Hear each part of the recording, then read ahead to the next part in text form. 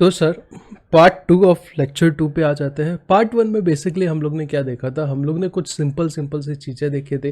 पहले क्या तकलीफ था, मैन्युफैक्चरर ट्रेडर वगैरह की ज़िंदगी में क्या बदलाव आए, कौन कौन से टैक्स सब्ज्यूम हो गए जीएसटी के अंदर, ये सब कुछ चीज़ें सीखी थी। सीएसटी की कुछ थोड़ी सी बात समझी थी, सीएसटी और जीएसटी अलग क्यों है वो चीज़ समझी थी थोड़ी। ठीक है, अभी इंपॉर्टेंट चीज़ों पे आते हैं। पता है, जब भी जीएसटी आया था फर्स्ट टाइम, जब कांग्रेस की गवर्नमेंट में क्या नाम था, पी चिदम्बरम फिनेंस मिनिस्टर थे, करेक्ट है। तब उन्होंने क्या किया था, जीएसटी को फर्स्ट टाइम इंट्रोड्यूस किया था।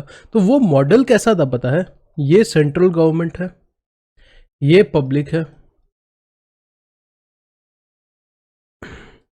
गवर्नमेंट का मॉडल ये था कि यहां से पब्लिक से हम क्या लेंगे, पैसा लेंगे, टैक्स लेंगे, और फिर हम क्या करेंगे, स्टेट गवर्नमेंट को रेमिट कर देंगे। दुनिया में ज़्यादातर जगह पे ऐसे ही जीएसटी चलता है, कि सबसे पहले जो सेंट्रल है वो पैसा लेगी, फिर जो जो जगह का जहाँ जहाँ पे रिक्वायरमेंट है उनको क्या कर देगी, पेमेंट कर देगी। पर जो इंडिया है वो फेडरल स्ट्रक्चर है। अभी सर, फेडरल स्ट्रक्चर का मतलब क्या होता है, ज़रा ये बताइए। फेडरल स्ट्रक्चर का मतलब ये होता है कि जहाँ पे सेंट्रल गवर्नमेंट की और स्टेट गवर्नमेंट को दोनों को रिस्पेक्टिव पावर दिए गए हैं कि वो अपने अपने कानून अपने अपने हिसाब से चला सकते हैं, जिसपे टैक्स की बात भी आती है, जैसे कि स्टेट लेवल पे बहुत सारे टैक्स होते हैं अपने। अब यहाँ पे गवर्नमेंट बोल रही थी कि हम जितने भी स्टेट के आपके लॉ है वो क्या करेंगे, सब्ज्यूम करेंगे, और फिर हम पहले सब पैसा लेंगे फिर आपको देंगे। तो गवर्नमेंट ने बोला हमें क्या पागल समझा है, जब सीधा हम ही क्या कर सकते हैं, पब्लिक से यहाँ से पैसा ले सकते हैं, तो हम ऐसा काम करेंगे ही क्यों कि पहले आप पैसा लो फिर आप हमें दो। जैसे अभी कोविड का टाइम देख लो ना, कोविड के टाइम पे बहुत सारे इश्यू हुए कि सेंट्रल एक आईजीएसटी करके होता है, अभी इसी के बाद बताऊंगा। उसमें क्या होता है कि पहले सेंट्रल पैसा लेती है, फिर वो क्या करती है, स्टेट के साथ बांटती है। ठीक है, हाँ जी सर, ठीक है। तो वहां पे कोविड के टाइम पे बहुत सारे ऐसे न्यूज़ वगैरह अगर आप देखते हो तो आपने सुना रहेगा कि कहीं कहीं पे वो प्रॉब्लम हुआ देने में। करेक्ट, करेक्ट है सर। तो यहाँ पे मैंने क्या बोला, आप क्या कर रहे थे, पहले स्टेट गवर्नमेंट पहले खुद ही पूरा पैसा ले ले रहा था। यहाँ पे सेंट्रल गवर्नमेंट ने क्या आपने आपको दिया, मतलब आपको ऑप्शन दिया कि पहले हम लेंगे, जब पहली बार जीएसटी मॉडल आया था, फिर हम क्या करेंगे, आपके साथ रेमिट कर देंगे। तो सब स्टेट ने डायरेक्टली ना बोल दिया कि भाई हम नहीं ये ऑप्शन सिलेक्ट करते, क्योंकि इंडिया फेडरल स्ट्रक्चर है और यहाँ पे सबके अपने पावर है, तो सबका अपना राइट भी है टैक्स लेने का। करेक्ट है। अभी जीएसटी में कुछ बेसिकली रेट है, 5 है, 12 है, 18 है, 28 है, याद करने की जरूरत नहीं है, मैं कुछ लॉजिक के साथ बता रहा हूं। अगर आप अभी कैसा मॉडल है वो समझो। अगर आप इंट्रा स्टेट सप्लाई करते हो, इंट्रा स्टेट सप्लाई करते हो, इंट्रा स्टेट सप्लाई का मतलब क्या होता है सर? इंट्रा स्टेट सप्लाई का मतलब होता है कि आप एक ही स्टेट के अंदर या एक ही यूनियन टेरिटरी के अंदर क्या कर रहे हो, खरीद बेच रहे हो। मतलब मैं भी महाराष्ट्र का हूं, खरीदने वाला भी महाराष्ट्र का है, बेचने वाला भी महाराष्ट्र का है, खरीदने वाला भी महाराष्ट्र का है, तो उसको क्या बोलेंगे, इंट्रा बोलेंगे। यूनियन टेरिटरी की बात करें तो खरीदने वाला भी समझो चंडीगढ़ का है, बेचने वाला भी चंडीगढ़ का है, तो उसको क्या बोलेंगे, इंट्रा स्टेट बोलेंगे। इंटर स्टेट की बात करें, इंटर स्टेट सप्लाई की बात करें तो उसका मतलब क्या होता है, आप बेच कोई और स्टेट से रहे हो, खरीद कोई और स्टेट वाला रहा है, या आप बेच कोई और यूनियन टेरिटरी से रहे हो, खरीद कोई और यूनियन टेरिटरी वाला रहा है, या आप बेच कोई एक यूनियन टेरिटरी से दूसरे स्टेट में रहे हो। समझ रहे हो मतलब आप one state to different state, one union territory to different union territory, और one state to another union territory में क्या कर रहे हो, खरीद बेच रहे हो। और भी रीज़न है, और भी पॉइंट आएंगे, जैसे आपके रिफंड वगैरह में जब आप देखोगे तो इंपोर्ट एक्सपोर्ट वगैरह वो भी आते हैं इंटर स्टेट में। पर अभी के लिए बेसिक पार्ट इतना ही है। इंटर का मतलब क्या है, इंटर कास्ट मैरिज का मतलब क्या है, एक कास्ट से दूसरे कास्ट में marriage, same to same inter state supply का मतलब क्या है, एक स्टेट से दूसरे स्टेट में सप्लाई, जैसे गुजरात से महाराष्ट्र, महाराष्ट्र से राजस्थान, राजस्थान से समझो ना कोई भी यूपी, कहीं पे भी आप क्या कर रहे हो, सप्लाई कर रहे हो। दूसरा, एक यूनियन टेरिटरी से दूसरे यूनियन टेरिटरी में, जैसे चंडीगढ़ से दमन एंड दीव, करेक्ट है। तीसरा, एक स्टेट से दूसरे यूनियन टेरिटरी, जैसे कि आपका यूपी से चंडीगढ़ सेल परचेज कर रहे हो, तो इसको क्या बोलेंगे, इंटर स्टेट सप्लाई बोलेंगे। इंट्रा का मतलब क्या है, या तो एक ही स्टेट के अंदर अंदर या एक ही यूनियन टेरिटरी के अंदर अंदर। इंटर का क्या है, एक से दूसरी जगह पे, तो उसको क्या बोलेंगे, इंटर बोलेंगे। तो सर इंट्रा में क्या करना है, इंट्रा में तो बड़ा सिंपल है, क्योंकि एक ही स्टेट के अंदर अंदर है तो कोई टेंशन नहीं है, क्योंकि समझो ना, समझो महाराष्ट्र में ही क्या हो रहा है, आपका सेल परचेस हो रहा है, तो एक तो महाराष्ट्र गवर्नमेंट पैसा लेगी, दूसरा सेंट्रल गवर्नमेंट पैसा लेगी, कोई तीसरा स्टेट थोड़ी यहाँ पे कुछ कर सकता है, कुछ नहीं कर सकता। तो central government for example 5% rate है, तो 2.5% सेंट्रल गवर्नमेंट ले लेगी और 2.5% कौन ले लेगी, महाराष्ट्र गवर्नमेंट ले लेगी, करेक्ट है। अगर 12% रेट है तो 2.56% सेंट्रल गवर्नमेंट ले लेगी और 6% महाराष्ट्र गवर्नमेंट ले लेगी। 18 है तो 9% सेंट्रल ले लेगी, 9% कौन ले लेगी, महाराष्ट्र गवर्नमेंट ले लेगी। और 18 है तो 14% सेंट्रल ले लेगी, 14% महाराष्ट्र गवर्नमेंट ले लेगी। महाराष्ट्र गवर्नमेंट का मतलब है स्टेट गवर्नमेंट, करेक्ट है। तो यहां पे अगर इंट्रा स्टेट सप्लाई करते हो तो 50% जो भी होगा वो CGST लगेगा और 50% महाराष्ट्र गवर्नमेंट मतलब SGST लगेगा। 50% CGST, 50% SGST, 50% CGST, 50% SGST। तो इसका क्या कंक्लूजन निकलता है, कुछ कंक्लूजन नहीं निकलता, आपको पता ही होगा, फिर भी मेरा बताना काम है। अगर इंट्रा स्टेट सप्लाई होता है तो 50% टैक्स CGST लगेगा, central goods and service tax, और 50% SGST लगेगा, state goods services and tax, goods and services tax basically, ठीक है। अभी बात करते हैं सर इंटर स्टेट सप्लाई की। इंटर स्टेट सप्लाई का यहाँ क्या मतलब है, एक स्टेट से दूसरे स्टेट, एक यूनियन टेरिटरी से दूसरे यूनियन टेरिटरी, या एक स्टेट से दूसरे यूनियन टेरिटरी, क्या हो रहा है, सेल हो रहा है, सप्लाई हो रहा है, बेसिकली सेल सर्विस कुछ भी हो। तो यहाँ पे क्या होगा, यहाँ पे प्रॉब्लम कैसे होगा, प्रॉब्लम समझो सर, समझो महाराष्ट्र से यूपी में कोई भी चीज जा रहा है, फॉर एग्जाम्पल महाराष्ट्र से कहाँ पे जा रहा है, यूपी में जा रहा है, हाँ जी सर गया। अभी एक पार्ट तो सेंट्रल लेने को तैयार है, चलो 50% तो सेंट्रल बोलेगा, कौन लेगा, मैं लेगा। अभी ये 50% में जो मैंने CST का स्टोरी सुनाया था, याद है, वो लड़ाई यहाँ पे फिर चालू हो जाएगा। महाराष्ट्र गवर्नमेंट बोलेगा मैं लूंगा, यूपी गवर्नमेंट बोलेगा मैं लूंगा। तो सेंट्रल के लिए तकलीफ फिर से कि भाई अभी ये किसको रेवेन्यू दिया जाए। तो सेंट्रल ने क्या बोला, अगर इंटर स्टेट सप्लाई होगा तो हम CGST और SGST अलग से नहीं करेंगे, हम क्या लेंगे, हम IGST लेंगे। आई का मतलब क्या है, integrated goods and services tax. ये कौन लेगा, पहले सेंट्रल पूरा कलेक्ट कर लेगा, मतलब समझो 18% रेट है तो पूरा 18% कौन लेगा, सेंट्रल लेगा।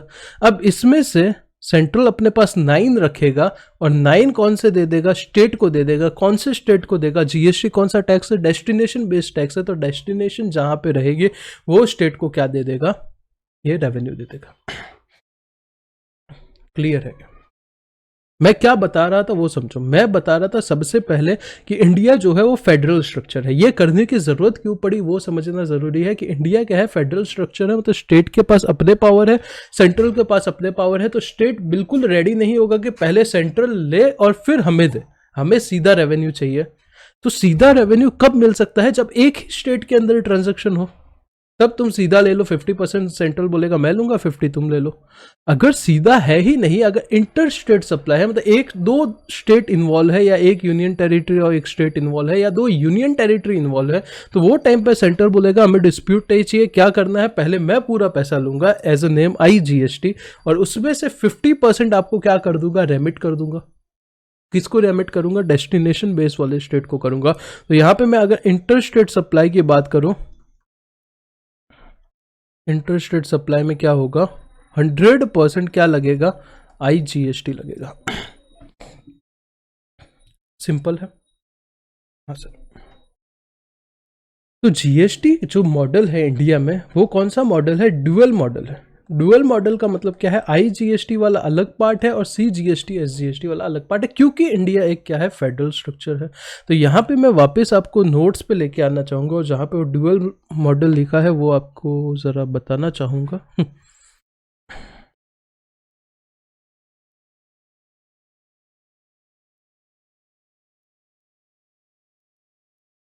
Dual model of GST. जो इंडिया है वो कौन सा कंट्री है, फेडरल कंट्री है। फेडरल कंट्री का मतलब मैंने बताया, स्टेट के पास अपना पावर है, सेंट्रल के पास अपना पावर है। Where both central government and state government have been assign the power to levy and collect tax. उनके पास अपने पावर है, वो लेवी कर सकते हैं, चार्ज लगा सकते हैं और कलेक्ट कर सकते हैं टैक्स का। GST in India therefore will be dual base model, dual base model मतलब यहां पे सी जीएसटी एस जीएसटी वाला सिस्टम होगा और आई जीएसटी वाला भी सिस्टम होगा। C GST levied by central government, S GST levied and collected by state government, UTGST levied and collected by union territory without state legislation। इसके ऊपर अभी discuss करना है। ड्यूअल मॉडल का बेसिकली क्या मतलब है कि दो स्टेट और सेंट्रल क्या है, इन्वॉल्व है। यहाँ पे याद करना है नहीं, रीड करना है, हाँ करना है। एक 5 सेकंड के लिए रीड करो। अभी मैं बहुत, ये सब थियोरिटिकल पार्ट ठीक है, अभी मैं इसके कुछ प्रैक्टिकल एग्जांपल्स आपको बताता हूँ, जिससे आपको क्या आएगा, मजा आएगा ये समझने में।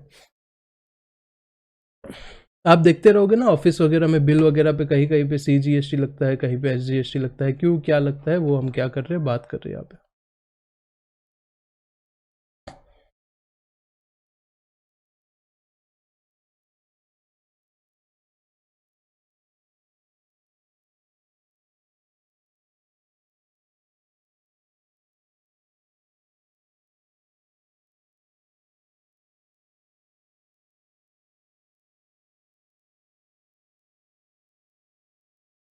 ठीक है,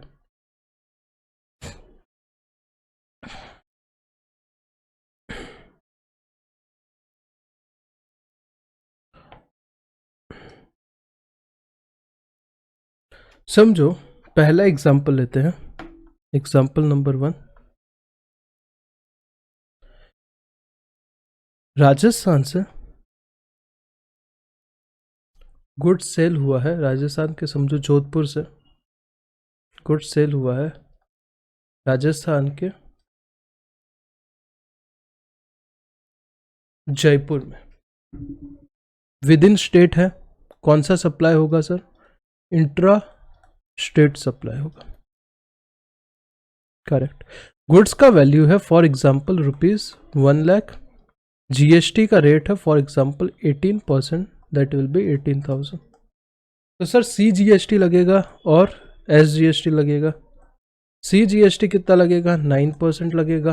एस जीएसटी कितना लगेगा, 9% लगेगा। कितना लगेगा, 9,000। 9,000। कोई डाउट होना ही नहीं चाहिए। हाँ जी सर, कोई डाउट नहीं है। सेकेंड एग्जाम्पल पे आते हैं।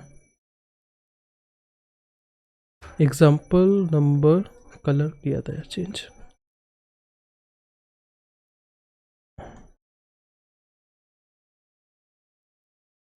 एग्जाम्पल नंबर 2, चंडीगढ़ से चंडीगढ़ में क्या हो रहा है, सेल हो रहा है। अमाउंट है 1,00,000 रुपया, जीएसटी है 18%, 18,000। क्या माना जाएगा सर, इंट्रा स्टेट सप्लाई माना जाएगा, क्योंकि एक ही यूनियन टेरिटरी के अंदर क्या हो रहा है, सेल हो रहा है। इंट्रा स्टेट सप्लाई माना जाएगा। C GST 9%, 9,000। एस जीएसटी लगेगा क्या, नहीं, क्योंकि ये यूनियन टेरिटरी के अंदर अंदर सेल हो रहा है, तो यूटी जीएसटी लगेगा। कौन सा जीएसटी लगेगा, यूटी जीएसटी लगेगा, बिकॉज एक यूनियन टेरिटरी का दूसरे यूनियन टेरिटरी के अंदर क्या हो रहा है, सेल परचेज हो रहा है। UT GST 9%, 9,000। तो क्या सर हर union territory, every union territory में अगर सेल होता है, समझो दिल्ली का दिल्ली में सेल होता है, करेक्ट है। दमन एंड दीव का दमन एंड दीव में सेल होता है। जम्मू एंड कश्मीर को भी अभी यूनियन टेरिटरी बना दिया है, लद्दाख को भी अभी यूनियन टेरिटरी बना दिया है। अगर इनका भी अंदर अंदर सेल होता है, क्या CGST और UTGST लगेगा? नहीं। 3 एक्सेप्शन है। पहला है दिल्ली, दूसरा है पुडुचेरी, तीसरा है जम्मू एंड कश्मीर। इन तीनों का क्या है पता है? इनका स्टेट लेजिस्लेचर है। स्टेट लेजिस्लेचर का मतलब क्या होता है? इनका अपना विधानसभा है। तो for the purpose of GST, union territory का मतलब क्या होता है पता है? यूनियन टेरिटरी का ये मतलब होता है कि उसको सेंट्रल गवर्नमेंट ही कंट्रोल करता है। स्टेट के पास अपनी कुछ ऐसी महान पावर नहीं होती, जैसे कि जम्मू एंड कश्मीर को अभी वो मोदी जी ने कांड किया था बीच में, पता है कि लद्दाख को अलग कर दिया, जम्मू एंड कश्मीर को अलग कर दिया, ऐसा किया था ना कुछ? हाँ किया था सर। तो उनको क्या बना दिया? 2 अलग अलग यूनियन टेरिटरी बना दिया। पर वो 2 यूनियन टेरिटरी को आप देखोगे तो लद्दाख वाला जो यूनियन टेरिटरी है वो पूरा यूनियन टेरिटरी है, उसके अंदर कोई स्टेट लेजिस्लेचर नहीं है। पर जो जम्मू एंड कश्मीर वाला यूनियन टेरिटरी है उसका अपना स्टेट लेजिस्लेचर है।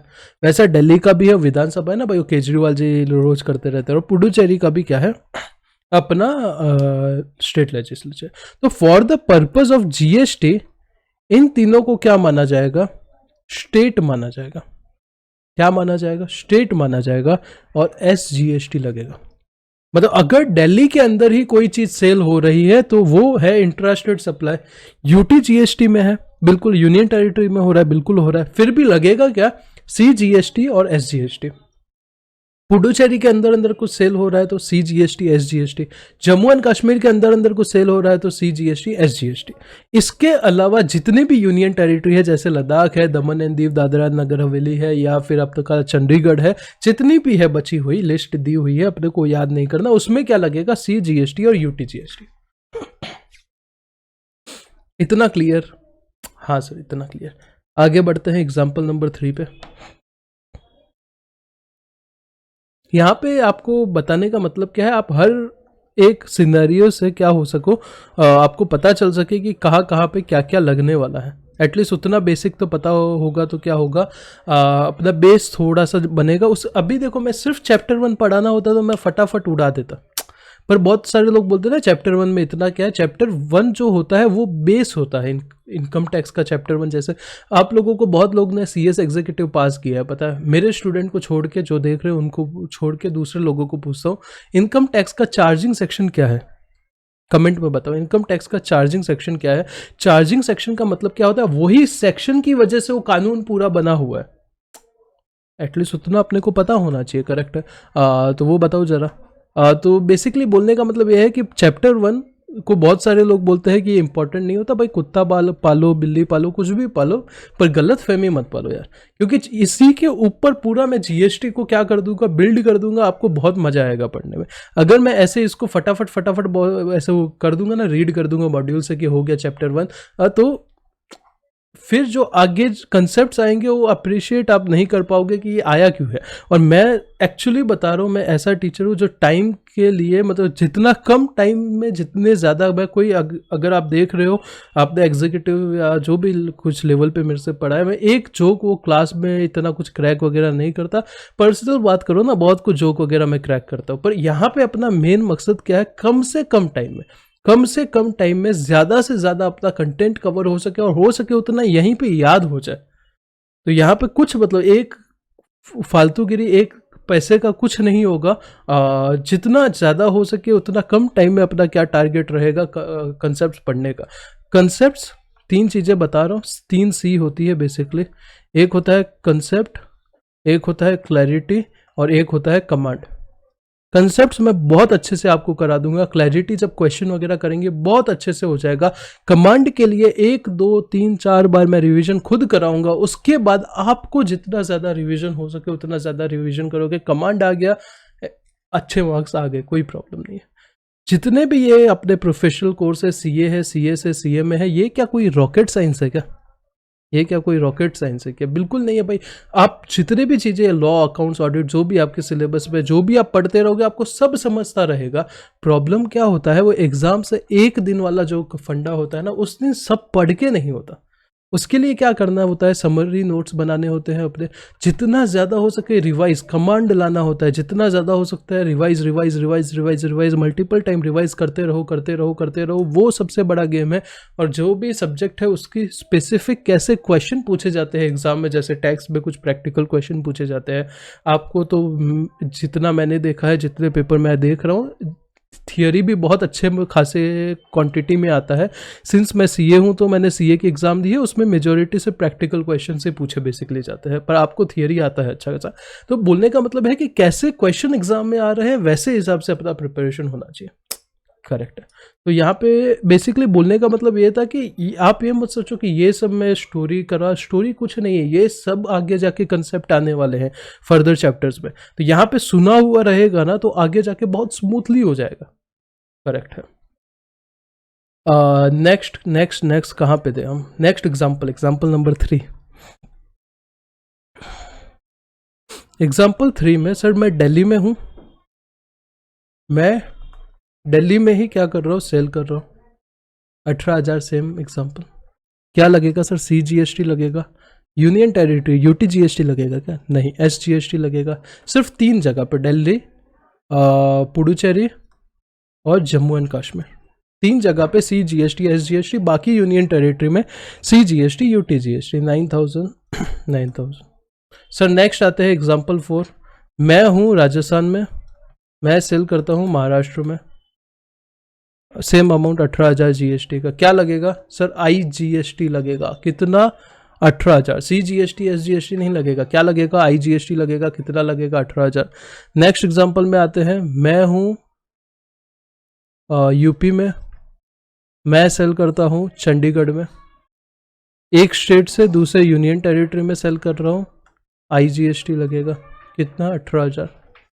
नेक्स्ट एग्जांपल लेते हैं, मैं हूँ चंडीगढ़ में, मैं सेल करता हूँ दादरा एंड नगर हवेली में, क्या लगेगा? IGST लगेगा, क्योंकि एक यूनियन टेरिटरी से दूसरे यूनियन टेरिटरी में भेज रहा हूँ। 18,000। हो सकता है एग्जीक्यूटिव में आपने ये पढ़ा रहेगा, पर मैं यहाँ पे ये सोच के चल रहा हूँ कि आप एकदम स्क्रैच पे हो। अपन क्या करते हैं, बिल्ड करते हैं। बिकॉज क्या होता है, बहुत सारे प्रोफेशनल में ऐसे भी स्टूडेंट होते हैं जिन्होंने एग्जीक्यूटिव कुछ टाइप पहले क्लियर कर लिया होता है, या फर्स्ट ग्रुप पहले क्लियर कर लिया होता है, सेकंड ग्रुप थोड़े टाइम बाद होता है। हर टाइप के स्टूडेंट होते हैं किनको बीच में गैप हो जाता है। तो अपन सबके लिए चल रहा है कि आप, मैं ये एज्यूम कर रहा हूँ कि आपको कुछ नहीं पता, जो पता है वो आपके लिए बोनस है, और उसके ऊपर हम क्या कर रहे हैं, बिल्ड कर रहे हैं। ठीक है, तो ये यहाँ पे आपको एग्जाम्पल पता समझ गए रहेंगे कुछ, तो ठीक है।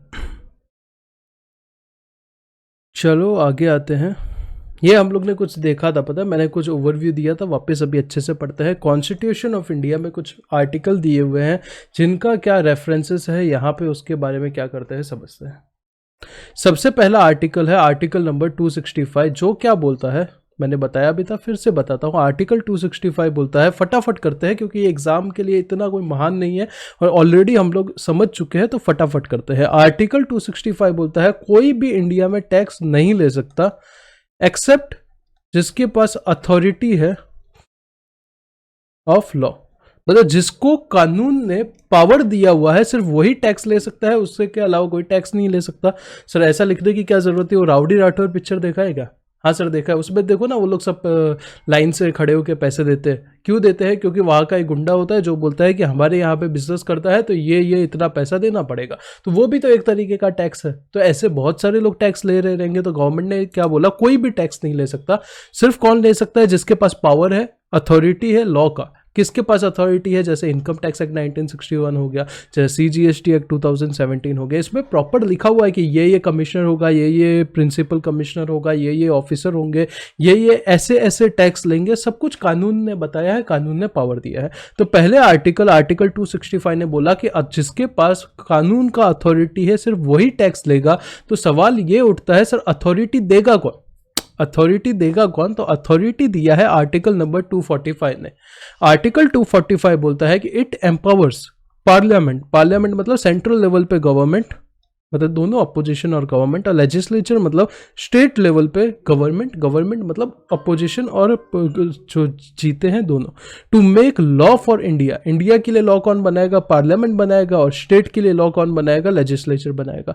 तो आर्टिकल 245 क्या करता है? एम्पावर करता है, मतलब पावर देता है। किसको पावर देता है? पार्लियामेंट को पावर देता है। साथ में किसको देता है? लेजिस्लेचर को पावर देता है। करेक्ट है। कानून बनाने के लिए इंडिया के लिए और स्टेट के लिए।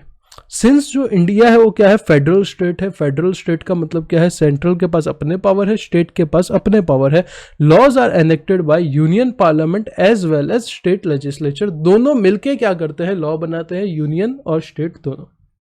तो अभी सर सबसे पहले क्या बोला? जिसके पास पावर होगा लॉ का, सिर्फ वो क्या करेगा? कानून बनाएगा। तो सवाल ये उठता था कि पावर किसने दिया है? तो पता चल गया आर्टिकल 245 ने दिया है। आर्टिकल 245 ने क्या बताया कि पार्लियामेंट सेंट्रल लेवल पे बनाएगा कानून और लेजिस्लेचर स्टेट लेवल पे बनाएगा। तो अब ये कैसे पता चलेगा कौन से टॉपिक के ऊपर सेंट्रल बनाएगा, कौन से टॉपिक के ऊपर स्टेट बनाएगा? तो आर्टिकल 245 के बाद ही अगला आर्टिकल है आर्टिकल नंबर 246। उसके अंदर ये लोग ने बोला 7th शेड्यूल में जाओ, मतलब जो शेड्यूल्स होते हैं ना पीछे लिखे हुए, 7th शेड्यूल में क्या लिखे हैं? 3 लिस्ट लिखी है। वो लिस्ट में अलग अलग टॉपिक लिखे हैं। जैसे यूनियन लिस्ट है, उसमें अलग अलग टॉपिक लिखे हैं। इंफ्रास्ट्रक्चर लिखा होगा, हेल्थ लिखा होगा, एजुकेशन लिखा होगा। मैं रैंडम चीजें बता रहा हूँ, कुछ भी ऐसे टॉपिक्स लिखे हुए हैं। टैक्सेशन लिखा होगा।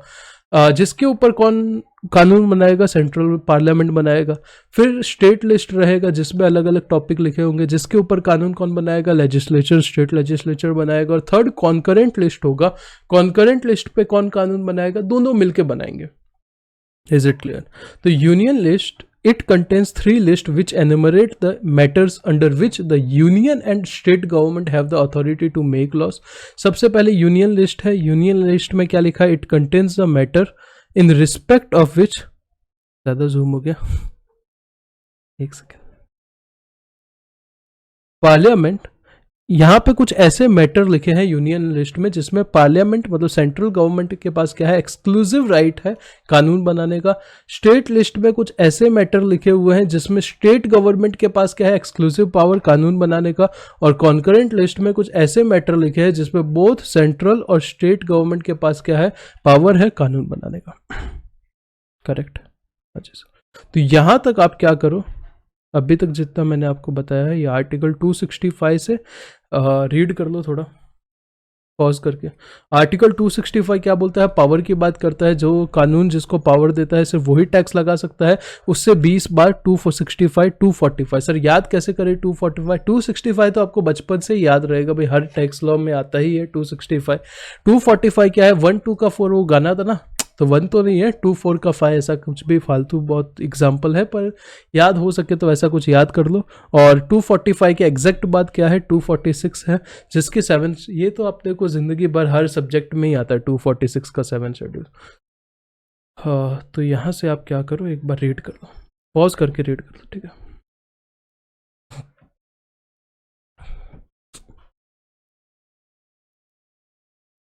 अगर ऐसा हो सकता है कि आप लेक्चर आप देख रहे हो, आपने क्लास वगैरह कर लिया है, आपको पता है चीज़ें, तो आप अपने फ्रेंड्स के साथ सजेस्ट कर सकते हो, तो इट विल हेल्प मी। अगर आपको लग रहा है ये बेनिफिशियल है तो भाई आप कर सकते हो, ठीक है? ठीक है। चलो नीचे आते हैं।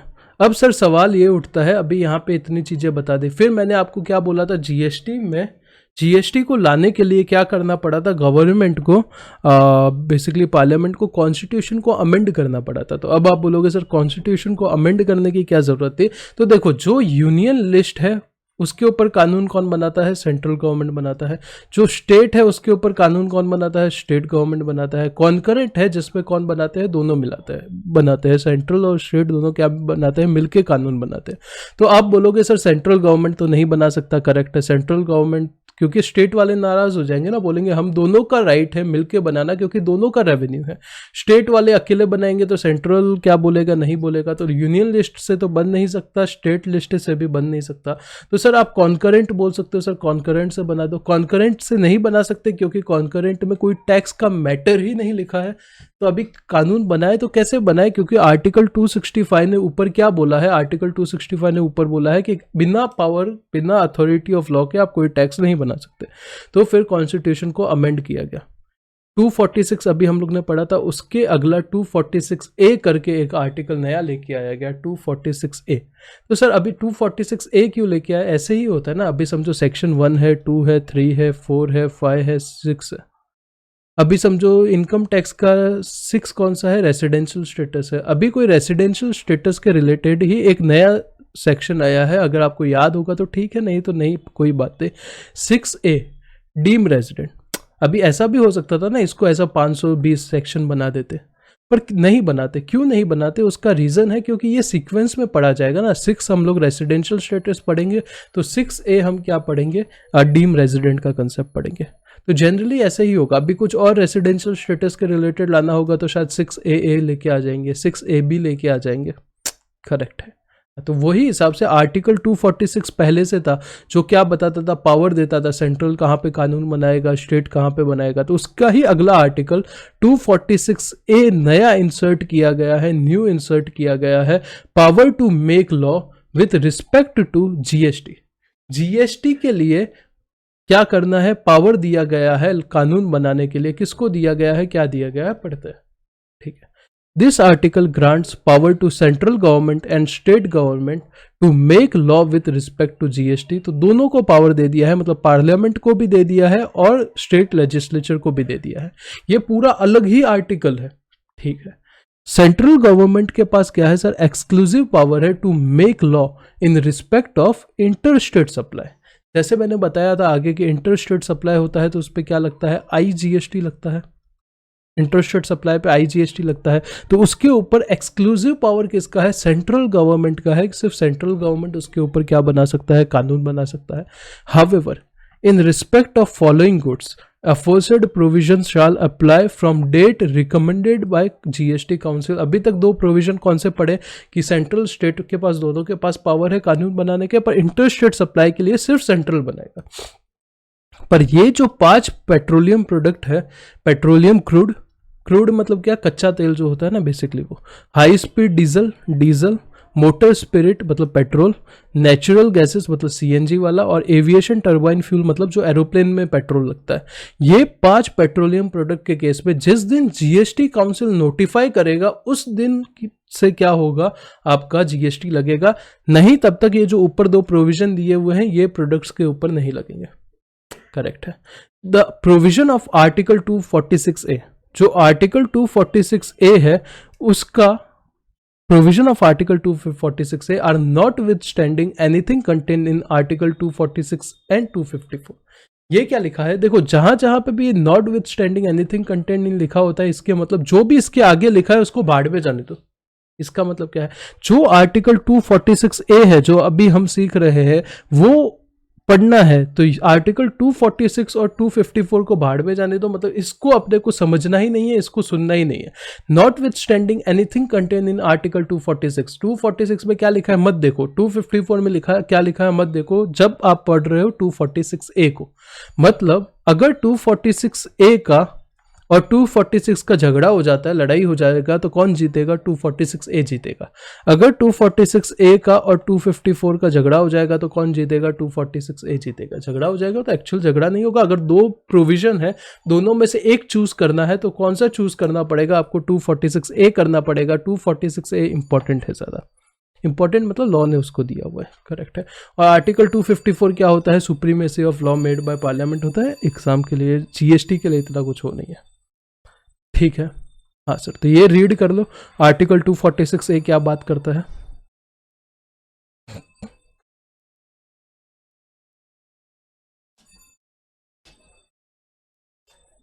तो अभी तक हम लोग ने कौन से आर्टिकल पढ़े? 265 पढ़ा, 245 पढ़ा, 246 पढ़ा, 246A पढ़ा। 265 क्या था कि कोई भी पावर सिर्फ किसके पास रहेगा? जो टैक्स कौन ले सकता है? जिसको लॉ ने पावर दिया है बेसिकली। 245 क्या था? 245 सेंट्रल को पावर दे रहा था और स्टेट को पावर दे रहा था, मतलब पार्लियामेंट को पावर दे रहा था और स्टेट लेजिस्लेचर को पावर दे रहा था कानून बनाने की, सेंट्रल और स्टेट लेवल पे। 246A क्या था? बेसिक 246 क्या था? वो 7 शेड्यूल में 3 लिस्ट दी हुई थी। और 246A क्या है? GST के ऊपर लॉ बनाने का पावर 246A में दिया हुआ है। करेक्ट है। अभी नेक्स्ट आते हैं 269A, जो कि बेसिकली इंपॉर्टेंट जितने भी आर्टिकल है जीएसटी के रिलेटेड उसका लास्ट आर्टिकल है, और उसके बाद 279A वो भी बहुत इंपॉर्टेंट है, पर वो अलग कंसेप्ट है, जीएसटी काउंसिल का कंसेप्ट है। ठीक है, तो आर्टिकल 269A क्या बात करता है? Levy and collection. लेवी का मतलब क्या होता है? चार्ज लगाना। कलेक्शन का मतलब क्या होता है? वो पैसा कलेक्ट करना। Of GST on inter state supply. Inter state supply के लिए लेवी एंड कलेक्शन कैसे होगा जीएसटी का, उसके लिए अलग आर्टिकल बनाया है जिसका नाम है article number 269A। It stipulates that GST on inter state supply shall be levied and collected by central government and such tax shall be distributed between central government and state government as per law। कानून के हिसाब से क्या हो जाएंगे, एक दूसरे के साथ वो लोग बांट लेंगे। इंटर स्टेट पे लेवी और कलेक्ट कौन करेगा? सबसे पहले तो मैंने बोला था पूरा पैसा सेंट्रल ले लेगा, और सेंट्रल क्या करेगा, फिर उसको आधा बांट देगा किसके साथ? जो डेस्टिनेशन वाला स्टेट होगा उसके साथ क्या करेगा? बांट देगा। अगर आप इंडिया में कोई चीज इंपोर्ट करते हो तो वो भी क्या माना जाता है? डीम सप्लाई माना जाता है। सप्लाई क्या होता है जब देखेंगे तब पता चलेगा। और इसके ऊपर क्या लगेगा? आईजीएसटी लगेगा, जो कौन लेवी करेगा? सेंट्रल गवर्नमेंट लेवी करेगा। बेसिकली इंपोर्ट के केस में भी क्या आईजीएसटी लगेगा, और वो कौन लेवी करेगा? सेंट्रल करेगा। Is it clear? रीड कर लो, फिर जीएसटी काउंसिल पे आ जाते हैं, फिर ऑलमोस्ट अपना पहला चैप्टर तो हो जाएगा।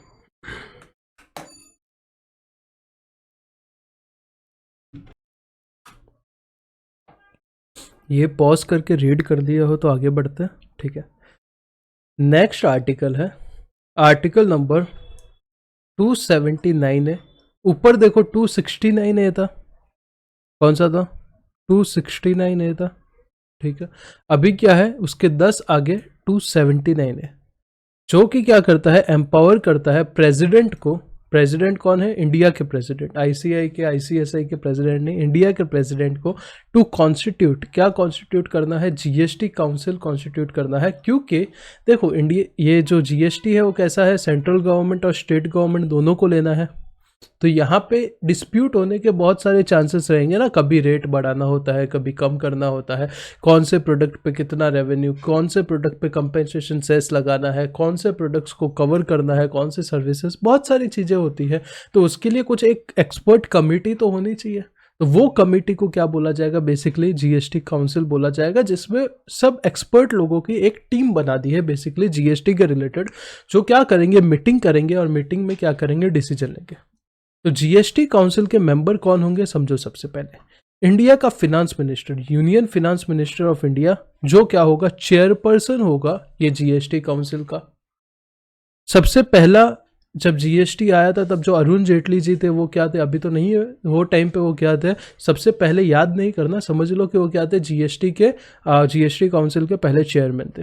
फिर उनकी डेथ बीच में हो गई थी, तो पीयूष गोयल जी कुछ टाइम के लिए फिनेंस मिनिस्टर बने थे, तो वो क्या बन गए थे? चेयरमैन बन गए थे।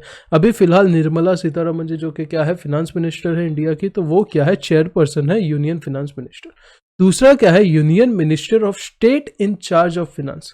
जैसे हर एक मेन डिपार्टमेंट होता है फिनेंस मिनिस्टर, होम मिनिस्टर, वैसा ही उसका क्या होता है? स्टेट का भी मिनिस्टर बनाया होता है। मतलब बेसिकली आप बोल सकते हो वो भी फिनेंस मिनिस्टर ही होगा, पर लो लेवल का थोड़ा होगा, उतना पावर नहीं होगा जितना मेन फिनेंस मिनिस्टर के पास पावर। करेक्ट है। तो वो क्या रहेंगे? वो भी इसके मेंबर रहेंगे। सिंपल है। थर्ड क्या है? Third, minister in charge of finance and taxation और any other minister nominated by state. मतलब हर एक स्टेट का फिनेंस मिनिस्टर या टैक्सेशन मिनिस्टर जो भी रहेगा, या फिर ऐसा मिनिस्टर जो वो लोग नॉमिनेट कर रहे हैं, वो भी क्या होगा? जीएसटी काउंसिल का मेंबर होगा। जैसे महाराष्ट्र का एक फिनेंस मिनिस्टर मेंबर, राजस्थान का, गुजरात का, यूपी का, हर एक स्टेट का क्या होगा? जो भी फिनेंस मिनिस्टर रहेगा वो भी क्या होगा? जीएसटी काउंसिल का मेंबर होगा। तो देखो मेंबर्स कौन कौन होंगे। सबसे पहला मेंबर कौन होगा? फिनेंस मिनिस्टर होगा, वो चेयरमैन भी होगा, बाय मतलब इम्प्लाइड है। सेकंड, जो स्टेट वाला फिनेंस मिनिस्टर होगा सेंट्रल पे, वो भी क्या होगा? उसका मेंबर होगा। और बाकी जितने भी स्टेट है उनके फिनेंस मिनिस्टर या फिर ऐसे मिनिस्टर जो कि नॉमिनेट करता है स्टेट, वो क्या होंगे? जीएसटी काउंसिल के मेंबर होंगे। काउंसिल को कौन बनाएगा? प्रेसिडेंट बनाएगा। उसमें ये सब कौन होंगे? मेंबर होंगे। जितने भी डिसीजन होंगे काउंसिल के, every decision of council is taken by majority of not less than 3/4 of weighted votes of a member present and voting। इसका मतलब क्या है, जो भी जीएसटी काउंसिल में आपको डिसीजन लेना है वो मिनिमम 75% लोगों की तो सहमति के बिना हो ही नहीं सकता। 3/4 को परसेंटेज में निकालोगे तो क्या आएगा, 75% आएगा। तो आप बोलोगे सर ये तो गलत हो गया। गलत कैसे हुआ, सेंट्रल के तो 2 ही आदमी हैं, स्टेट के तो इतने सारे आदमी हैं, तो क्या पता स्टेट वाले सब मिल जाए और क्या करे, सेंट्रल की कोई बात को मनवाना चाहे तो क्या कर सकते हैं, यहाँ पे कुछ कर सकते हैं, पर नहीं। नीचे क्या लिखा है, जो सेंटर है उसका वोट का वेटेज कितना रहेगा, 1/3 रहेगा, मतलब 33% रहेगा। और स्टेट की जो जितने भी स्टेट गवर्नमेंट है वो सबका मिला के वेटेज कितना होगा, मैक्सिमम 67% होगा, 2/3 होगा। मतलब अगर सब स्टेट वाले चाहे तो भी वो लोग सब लोग मिलके क्या नहीं कर सकते, वो लोग मिलके सेंट्रल गवर्नमेंट को कोई ऐसा नहीं कर सकते कि कुछ अपना ही कानून बनवा ले। करेक्ट है, क्योंकि इनका सिर्फ अकेले का, ये 2 लोगों का ही वोट का वेट कितना है, 33% है, और बाकी सब लोगों का मिला के कितना है, 67% है। करेक्ट है। Members of a council, as I mentioned above, shall choose one amongst themselves as a vice chairperson, vice यहाँ पे vice chairperson of a council। तो इतने सारे लोग मिलके क्या करेंगे, एक कोई भी आदमी को वाइस चेयरपर्सन बनाएंगे, क्योंकि अगर चेयरपर्सन कभी अवेलेबल नहीं रहता तो कोई तो चेयर पे बैठना चाहिए ना। तो वाइस चेयरपर्सन कौन बनाएंगे, सब लोग मिलके किसी एक को नॉमिनेट कर देंगे और क्या बना देंगे, वाइस चेयरपर्सन बना देंगे। Is it okay? तो सबसे पहले मैंने क्या बोला, जीएसटी काउंसिल के मेंबर कौन होंगे, इंडिया का finance minister, union finance minister of state in the charge of finance. Correct है। थर्ड कौन है, हर एक स्टेट के फिनेंस मिनिस्टर। कैसे डिसीजन लिया जाएगा, मिनिमम 3/4 तो मेजोरिटी होना ही चाहिए, 3/4 मतलब मिनिमम 75% तो होना ही चाहिए। और उसके लिए कैसे क्राइटेरिया है, सेंट्रल के वैल्यू कितनी है, वेट कितनी है, 1/3 है मतलब 33% है, और स्टेट का वेट कितना है, 2/3 है मतलब 67% है। करेक्ट। फिर नीचे लिखा है जीएसटी काउंसिल है, उन्होंने क्या किया है, स्पेशल प्रोविजन बनाए हैं, किसके लिए, स्पेशल कैटेगरी ऑफ स्टेट्स के लिए। जीएसटी में आगे भी आप चैप्टर देखोगे, जैसे कंपोजिशन स्कीम देखोगे, जैसे कि रजिस्ट्रेशन देखोगे, वहां पे अलग अलग टाइप के स्पेशल कैटेगरी ऑफ स्टेट है। यहाँ पे जितने भी स्पेशल कैटेगरी ऑफ स्टेट है जिसको जीएसटी काउंसिल ने नॉमिनेट किया है वो यहाँ पे एक बार के लिए लिखे हुए हैं, पर ये आपको याद नहीं करना, याद वहाँ पे करने हैं। हर एक चैप्टर के लिए जो जो स्पेशल कैटेगरी ऑफ स्टेट है ना वो याद करने हैं, पर यहाँ पे समझते हैं लॉजिक क्या है इनका ये स्पेशल कैटेगरी ऑफ स्टेट बनाने का। देखो सबसे पहले तो 7 सिस्टर जो नॉर्थ ईस्ट के स्टेट है, जैसे आपका अरुणाचल प्रदेश हो गया, असम हो गया, मणिपुर हो गया, मेघालय हो गया, मिजोरम हो गया, नागालैंड हो गया और त्रिपुरा हो गया, इनको 7 सिस्टर बोला जाता है। तो ये 7 जो स्टेट है ये इनको बेसिकली हर जगह पे इनकम टैक्स वगैरह में बेनिफिट दिया जाता है। क्यों बेनिफिट दिया जाता है, क्योंकि इनके बाजू में अगर आप इंडिया का कुछ मैप देखोगे तो ऐसा कुछ है। करेक्ट है, ऐसा है। तो ये वाला पार्ट वैसे बोलो, और मेरा ड्राइंग बहुत ख़राब है। अगर आप देखोगे यहाँ पे बहुत ही पतला सा लाइन है और यहाँ पे फिर चाइना है। करेक्ट है। ये अगर इतना सा पार्ट अलग होता है तो ये इंडिया का पार्ट अलग हो जाता है। करेक्ट है। तो गवर्नमेंट क्या चाहता है, ये लोगों को हमेशा इंडिया के अंदर इंक्लूड करने के लिए बहुत सारे वेलफेयर स्कीम्स वगैरह, टैक्स बेनिफिट्स वगैरह, इधर के बिजनेसमैन वगैरह को बोलता है वहाँ पे बिजनेस चालू करो, हम आपको बहुत सारे बेनिफिट्स देंगे, मतलब स्पेशल अटेंशन देता है, क्योंकि यहाँ पे चाइना जो है वो कब्जा करता रहता है हमेशा। करेक्ट है। आप देखते रहोगे ना अरुणाचल प्रदेश का तो कितना वो चालू ही है। कैलाश मानसरोवर वगैरह उन्होंने पहले जब भी वो चाइना का और इंडिया का हुआ था वॉर नेहरू के टाइम पे, तो वो टाइम पे हो चुका था। करेक्ट है। तो यहाँ पे बेसिकली गवर्नमेंट का क्या होता है, मेन फोकस होता है। क्यों मेन फोकस होता है, क्योंकि ये सेंसिटिव एरिया है, तो गवर्नमेंट टैक्स बेनिफिट वगैरह के लिए, हर चीज़ के लिए इनको क्या माना जाता है, स्पेशल कैटेगरी ऑफ स्टेट माना जाता है। जीएसटी में एक और रीज़न है, क्योंकि जीएसटी में बेसिकली टर्नओवर बेसिस पे होता है, 20 लाख क्रॉस हुआ तो रजिस्ट्रेशन हो जाएगा। यहाँ पे इतना ट्रेड वगैरह ज़्यादा नहीं है, कम टर्नओवर वगैरह रहेगा, तो इनके लिए कुछ अलग से प्रोविजन भी क्या किए हैं गवर्नमेंट ने बनाए हुए हैं। इतना क्लियर है। ये हो गए 7 सिस्टर। फिर 3 पहाड़ वाले स्टेट है। कौन से पहाड़ वाले स्टेट, सबसे पहले हिमाचल प्रदेश, मनाली शिमला वगैरह जो हनीमून वगैरह पे लोग जाते हैं ना वो, उत्तराखंड हो गया, केदारनाथ बद्रीनाथ वगैरह जो है, और तीसरा जम्मू एंड कश्मीर हो गया। ये तीनों क्या है, यहाँ पे पहाड़ वगैरह है, याद करने के लिए बता रहा हूँ। सबसे पहले 7 सिस्टर हो गए, फिर 3 पहाड़ वाले हो गए, जम्मू एंड कश्मीर, हिमाचल प्रदेश और उत्तराखंड, 10 हो गए, और एक बीच में सिक्किम, वो भी नॉर्थ ईस्ट का इंडिया का बॉर्डर ही है, तो बेसिकली उसको भी स्पेशल कैटेगरी में डाला हुआ है। तो ये कुछ 10-11 क्या है आपके स्पेशल कैटेगरी ऑफ स्टेट है। Is it clear?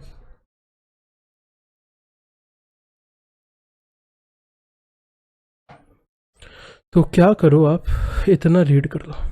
आर्टिकल 279 है जीएसटी काउंसिल।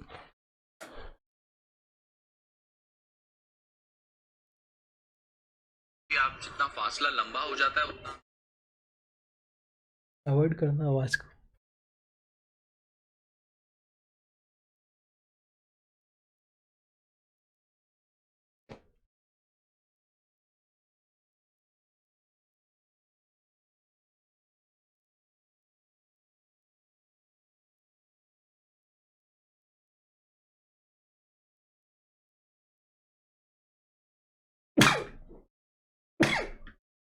सॉरी।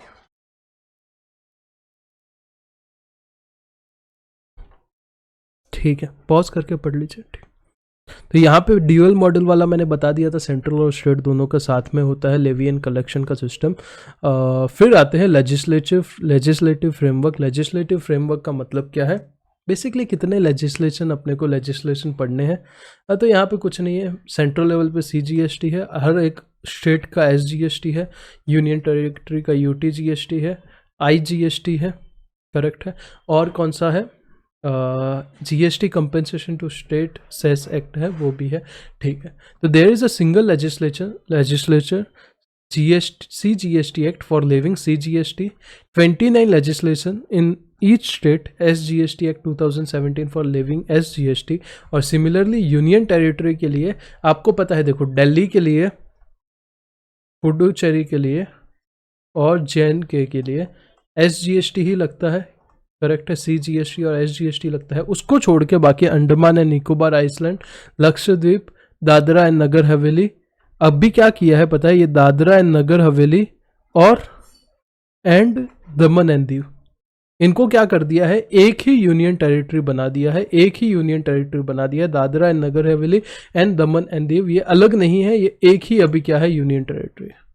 चंडीगढ़ और लद्दाख, ये सब के लिए UTGST लगेगा, मतलब CGST UTGST। और दिल्ली, पुडुचेरी और जम्मू एंड कश्मीर के लिए क्या लगेगा? SGST लगेगा, करेक्ट। यहाँ पे कुछ रीड करने जैसा ऐसा है नहीं, पहले सब कुछ डिस्कस हो चुका है। एक चीज़ और बतानी थी, जैसे मैंने अभी आपको स्टार्टिंग में ऊपर एक चीज़ बताई थी कस्टम्स वाली। अगर इंडिया में आप इंपोर्ट करते हो तो GST लगेगा, पर सर आपने बोला था यहाँ पे GST लगाने की क्या ज़रूरत है? GST तो इंडिया के अंदर अंदर लगाते हैं ना। तो उसका रीज़न है। रीज़न क्या है? समझो मैं इंडिया में यहाँ पे बैठा हूँ, एक बिजनेसमैन हूँ। मैं क्या हूँ? इंडिया का एक बिजनेसमैन हूँ।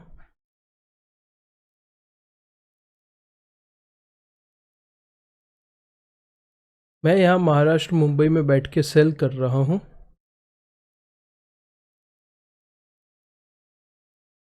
बेंगलोर में, कर्नाटका में। क्या ये परचेस कर रहा है, ये सेल कर रहा है, ये क्या कर रहा है? GST पे कर रहा है, करेक्ट। समझो माल का वैल्यू है 10 लाख रुपए, रेट है 18%, 1.8 लाख, वैल्यू हो जाता है 11.80 लाख। अभी समझो दूसरा पर्सन है जो कि बेंगलोर में ही है, वो चाइना से क्या करता है? कोई चीज़ इंपोर्ट कर रहा है।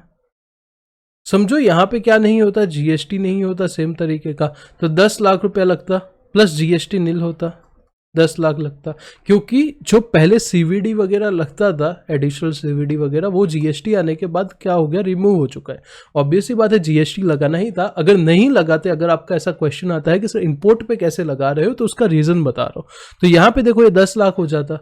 इंडिया में कोई बेच रहा है सामान, उसका वैल्यू 11.80 लाख है, और कोई फॉरेन से मंगा रहा है, उसका वैल्यू 10 लाख है। समझो बेसिक कस्टम ड्यूटी 10% हो भी जाता है, तो वो ऐसा हो सकता है ना कि वहां से चीप रेट पे सामान मिल जाए। यहाँ पे जो 10 लाख बनता है, वहां पे वो 5 लाख में ही बने, करेक्ट है। तो इससे क्या हो रहा था? इंडियन जो सेलर थे या इंडियन बिजनेसमैन थे, उनका सेंटीमेंट ऑब्वियस सी बात है हर्ट हो सकता था कि भाई हमारा सामान महंगा बिक रहा है, फॉरेन से सस्ता आ रहा है, तो भाई ऐसा कानून का क्या करें हम? ऐसे कानून का हम क्या करें? ऑब्वियस सी बात है। तो इसकी वजह से क्या किया गया? इसकी वजह से सेम टू सेम वैसा टैक्स लगाएगा, ठीक है। तो चलो नेक्स्ट आते हैं, उसके बाद आगे बढ़ते हैं। अभी कुछ हम लोग इम्पोर्टेंट टर्मिनोलॉजी सीख लेते हैं, जो कि आपको बाद में यूज आती रहेगी। अपना वही एग्जांपल वैट वाला, जो वैट सिस्टम का मैंने बताया था। यहाँ पे एक पेन ड्राइव का कंपनी है, फॉर एग्जांपल नाम रखते हैं राधिका लिमिटेड, ठीक है। यहाँ पे टैक्स सेंटर है, यहाँ पे स्टूडेंट्स है, करेक्ट है। यहाँ से मैं क्या करता हूँ, पेनड्राइव परचेज करता हूँ। फॉर एग्जांपल ₹1,00,000 का मैं परचेज कर रहा हूँ। 10,000 रुपया फॉर एग्जांपल उसके ऊपर जीएसटी है। 1,10,000 रुपीज़ का मैं क्या कर देता हूँ, इसको पेमेंट कर देता हूँ। यहाँ पे मैं स्टूडेंट्स को बेचता हूँ 2 लाख रुपए में, समझो जीएसटी 20,000 रुपये है, 2,20,000 रुपीज़। ये क्या करता हूँ, मैं स्टूडेंट से कलेक्ट कर लेता हूँ। ये मैं गवर्नमेंट को जमा कराऊंगा। ये कौन जमा कराएगा, ये मैं टैक्स सेंटर, ये राधिका लिमिटेड को 10,000 दे देगा, ये आगे गवर्नमेंट को जमा करा देगा, करेक्ट है। तो अभी तक मैं क्या टर्म्स यूज कर रहा हूँ वो समझो, जिसकी वजह से कंफ्यूजन बढ़ सकता है। मैं एक ही टर्म यूज कर रहा हूँ, टैक्स। टैक्स मैं इसको दूंगा, ये उसको देगा। टैक्स मैं यहाँ से कलेक्ट करूंगा, तो इसके कुछ नाम होंगे ना। हाँ सर, नाम होंगे। यहाँ पे मैं क्या कर रहा हूँ, परचेस कर रहा हूँ। यहाँ पे मैं क्या कर रहा हूँ, सेल कर रहा हूँ। तो परचेस वर्ड की जगह हम वर्ड जो है जीएसटी में यूज करने वाले हैं input. Input is bigger word, मतलब ये अगर इनपुट है तो ये परचेस है। परचेस इनपुट में और भी चीजें आ सकती है, जैसे आपने कोई रिपेयर एंड मेंटेनेंस के लिए पैसा दिया, जैसे कि आपने कोई सर्विसेज ली उसके लिए पैसा दिया। तो ये जो आपका 1 लाख होगा, ये क्या होगा, इनपुट होगा। ये 10,000 क्या होगा, इसके ऊपर इनपुट टैक्स होगा। वैसे ही सेल्स को हम क्या बोलेंगे, सेल्स और उसके साथ हम जो भी आउटवर्ड सप्लाई बेसिकली करते हैं उसको हम क्या बोलेंगे, आउटपुट बोलेंगे।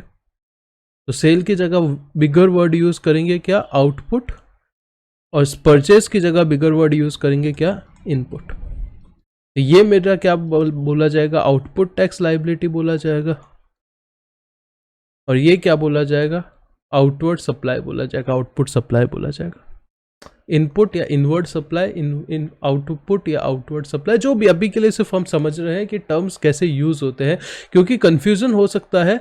अभी तो आप परचेज सेल्स बोलते हो, क्वेश्चन में हो सकता है परचेज सेल्स दिया जाए, हो सकता है इनवर्ड आउटवर्ड इनपुट आउटपुट ऐसा दिया जाए। इनवर्ड बेसिकली बोला जाता है इनवर्ड सप्लाई या आउटवर्ड सप्लाई। इनवर्ड का मतलब कुछ नहीं होता, आपके पास आ रहा है, आउटवर्ड मतलब आपकी तरफ से जा रहा है बाहर। इतना क्लियर है? हाँ सर, इतना क्लियर है। तो इनपुट टैक्स क्रेडिट, आईटीसी जो नाम है वो भी आप देखोगे तो यहीं से पड़ा है। आप देखोगे तो ये इनपुट टैक्स है, इसको हमें क्या दे रहे हैं, सेट ऑफ दे रहे हैं। सेट ऑफ का ही वर्ड क्या होता है, क्रेडिट होता है, क्योंकि जब मैं ये 20,000 का टैक्स जमा कराऊंगा उसमें से 10,000 का क्या कर दूंगा, रिडक्शन ले लूंगा। तो ये इनपुट टैक्स क्रेडिट हो जाएगा। ये इनपुट टैक्स क्रेडिट जो है वो कभी भी इनपुट का पार्ट नहीं बनता है, ये अलग होता है, ये अलग होता है, करेक्ट है। क्योंकि ये तो आपने जो टैक्स जमा कराया था उसका आपको सेट ऑफ दे दिया ना, तो ये आपके कॉस्ट में नहीं रहेगा। ऑब्वियस सी बात है, क्योंकि आपको इसका क्या मिल चुका है, बेनिफिट मिल चुका है। Is it simple? ये कुछ टर्म समझे, छोटे मोटे बेसिक सी चीजें ही है, क्योंकि फर्स्ट चैप्टर है, पर ये आगे जाके अपने को क्या आने वाली है, काम आने वाली है। फिर एक और चीज देखते हैं, डेस्टिनेशन बेस्ड मॉडल। जीएसटी कौन सा मॉडल है, डेस्टिनेशन बेस्ड मॉडल है। तो अभी तक तो मैंने सिर्फ आपको बताया है एक ओरिजिन बेस्ड मॉडल होता है जो कि क्या है, सीएसटी था। ये डेस्टिनेशन बेस्ड मॉडल है, क्या है, जीएसटी। आप भी अभी मैं ये बताने वाला हूं कि ये डेस्टिनेशन बेस्ड मॉडल क्यों है। अभी तक तो मैंने सिर्फ बताया है, अपने को ऐसे नहीं पढ़ना है कि हाँ बोल दिया मतलब बोल दिया। उसके रीजन लॉजिक के साथ देखते हैं कि ये डेस्टिनेशन बेस्ड मॉडल ही क्यों है, क्यों ऐसा नहीं है कि ये ओरिजिन बेस्ड मॉडल क्यों नहीं हो सकता। तो उसके लिए एग्जांपल लेते हैं। मैं फॉर एग्जांपल बैठा हूँ उत्तराखंड में, कहीं पे भी फॉर अ चेंज। मैं कहाँ हूँ, उत्तराखंड में हूँ, ठीक है। यहाँ से मैं सप्लाई करता हूँ महाराष्ट्र में। मतलब क्या है, आईजीएसटी लगेगा, इंटरस्टेट सप्लाई हो गया, करेक्ट। प्राइस है ₹1,00,000। आईजीएसटी फॉर एग्जांपल चार्ज हो रहा है ₹18,000। टोटल बिल कितना है, 1,18,000, करेक्ट है। ये 1,18,000 कहाँ चला जाएगा, 1,18,000 में से ये 18,000 बेसिकली जो आईजीएसटी का अमाउंट है ये कहाँ चला जाएगा, सेंट्रल गवर्नमेंट ले लेगी। फिर इसमें से वो 50% किसको देगी, स्टेट को देगी, और 50% किसको देगी, खुद रखेगी। यहां तक क्लियर है मैंने क्या बोला? उत्तराखंड में मैं हूं, मैं वहां से सप्लाई करता हूं, कहां पे, महाराष्ट्र में सप्लाई करता हूं, आईजीएसटी का पेमेंट करा रहा हूं, करेक्ट है? मतलब आईजीएसटी लगेगा, 1 लाख प्राइस है, 18,000 रुपये आईजीएसटी का अमाउंट है और 1,18,000 टोटल बिल है। अभी जो महाराष्ट्र में बैठा है वो मुझे क्या करेगा, 1,18,000 रुपये दे देगा, जिसमें 18,000 जीएसटी है। मैं 18,000 गवर्नमेंट को जमा करा चुका हूँ, सेंट्रल गवर्नमेंट ने ले लिया है। अभी सवाल ये उठता है कि ये जो 18,000 में से 50% 9,000 है, ये सेंट्रल गवर्नमेंट कौन से स्टेट को दे, उत्तराखंड को दे या फिर महाराष्ट्र को दे? महाराष्ट्र डेस्टिनेशन स्टेट है, उत्तराखंड ओरिजिन बेस्ड स्टेट है। अगर सीएसटी होता तो आपको पता है उत्तराखंड को मिलता, अभी जीएसटी है, आपको पता है किसको मिलने वाला है, महाराष्ट्र को मिलने वाला है। पर अपना सवाल यह है कि महाराष्ट्र को क्यों मिलने वाला है? चलो उसके बारे में बात करते हैं। समझो अभी यहाँ पे महाराष्ट्र में आप बैठे हो, मैंने आपको क्या किया, सेल किया। आप महाराष्ट्र में हो, मुंबई में फॉर एग्जांपल। अभी आपको ये जो 1 लाख रुपए का सामान मिला था, इसको आपने 1,20,000 रुपए में क्या कर दिया है, पुणे में सेल कर दिया है। पुणे मतलब महाराष्ट्र में ही है, इंट्रास्टेट सप्लाई है। CGST लगेगा फॉर एग्जांपल 9,000 रुपीज, SGST लगेगा 9,000 रुपीज। क्लियर है?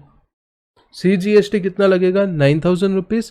SGST कितना लगेगा, 9,000 रुपीज। और अभी इसका सेट ऑफ करने की बारी आएगी तो प्रॉब्लम आ जाएगी। क्या प्रॉब्लम आ जाएगी? एक बार के लिए सोचो, 1 सेकंड के लिए, और फिर मैं आपको बताता हूं। 1 सेकंड के लिए सोचो। हाँ, तो ये जो आप हो, यहाँ पे स्टूडेंट हो, आपने क्या किया है, कुछ चीजें बेची है, तो आपने ये पैसा कलेक्ट किया है जिसमें जीएसटी भी है। तो ये आपके लिए क्या है, ये आपने कलेक्ट किया है बेसिकली बेच के। तो अभी आप क्या बनाओगे, अपना output tax liability CGST 9,000, SGST 9,000। क्योंकि आपने अभी ये बेचा है सामान, ये टैक्स कलेक्ट किया है, ये आपको क्या करना है, गवर्नमेंट को जमा कराना है।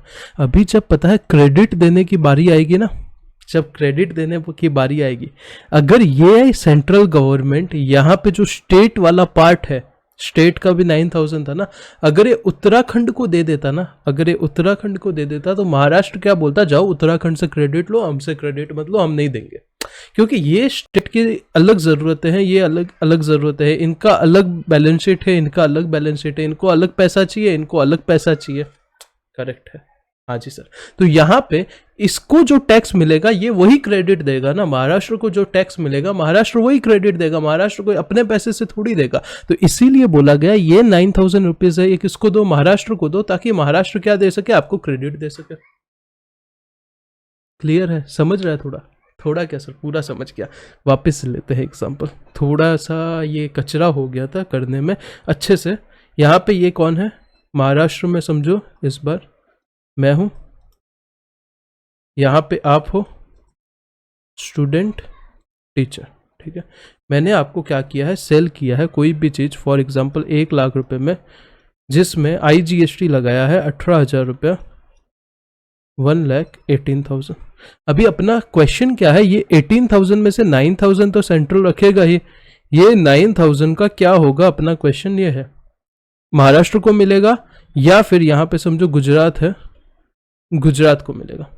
करेक्ट है? अभी आप क्या हो, अभी मैं क्या, अभी आपको पता है डेस्टिनेशन बेस है तो गुजरात को ही मिलेगा, पर क्यों मिलेगा मैं वो बता रहा हूं। तो आप गुजरात में बैठे हो, आपने क्या किया, यहाँ पे इंट्रा स्टेट सप्लाई किया है, मतलब आप अहमदाबाद से वडोदरा में ये चीज बेच दी है। कितने में बेची है, 1,20,000 में बेची है।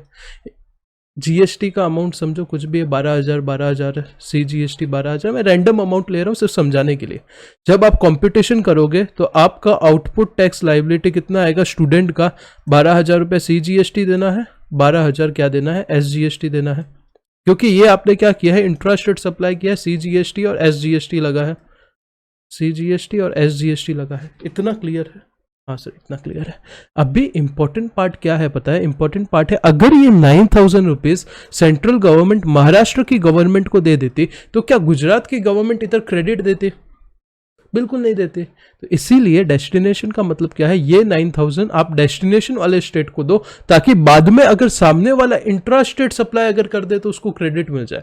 अगर इंटर स्टेट सप्लाई करेगा तो कोई प्रॉब्लम ही नहीं होगा, फिर से IGST लगेगा तो सेंट्रल क्रेडिट दे देगी, कोई प्रॉब्लम नहीं होगा। बट अगर डेस्टिनेशन वाला जो पर्सन खरीद रहा है वो अगर इंट्रा स्टेट बेच देगा, मतलब अंदर अंदर बेच देगा, तो उसको क्रेडिट नहीं मिलेगा। अगर डेस्टिनेशन वाले को क्या नहीं मिला, उसका बेसिकली टैक्स नहीं मिला स्टेट को, इसीलिए CST में क्रेडिट नहीं मिलता था। मैंने आपको बताया था, पता है कि CST सेंट्रल सेल्स टैक्स में पहले जो सिस्टम था उसमें प्रॉब्लम एक ये भी थी कि CST का क्रेडिट आपको नहीं मिलता था। क्यों नहीं मिलता था? क्योंकि गवर्नमेंट ने तो भाई साहब ने इसको दे दिया, महाराष्ट्र गवर्नमेंट को दे दिया टैक्स। अभी जब गुजरात में कोई इंट्रा स्टेट सप्लाई करेगा तो वो क्रेडिट देगी नहीं गवर्नमेंट। समझा क्या?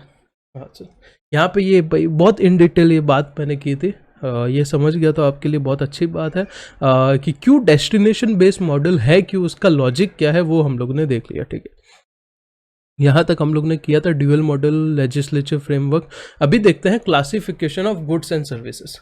गुड्स एंड सर्विसेज का क्लासिफिकेशन का मतलब क्या है? देखो, दुनिया भर के गुड्स है, दुनिया भर की सर्विसेज है।